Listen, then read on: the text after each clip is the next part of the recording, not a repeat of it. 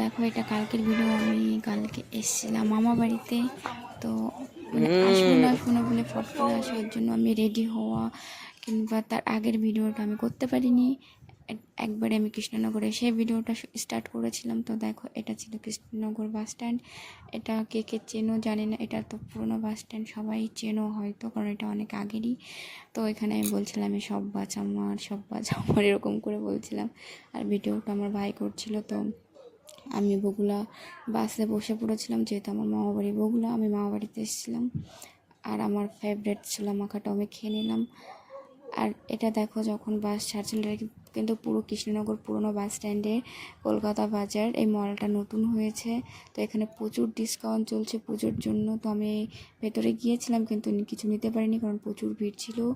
কে কে এখানে আসতে চাও প্লিজ চলে আসতে পারো, এখন প্রচুর ডিসকাউন্ট চলছে, ওটা যেহেতু নতুন মলটা খুলেছে।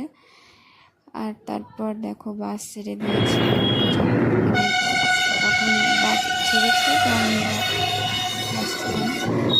এত পরিমাণে জল হয়েছে সব জায়গায়, কি বলবো। এদিকে তো কালকেও বৃষ্টি হয়েছে, কালকেও প্রচুর পরিমাণে বৃষ্টি হয়েছে।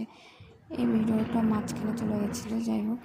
এ দেখো প্রচুর জল, মানে মাঠ, পুরো মাঠকে মাঠ, জল আর জল শুধু দেখতে পাচ্ছ।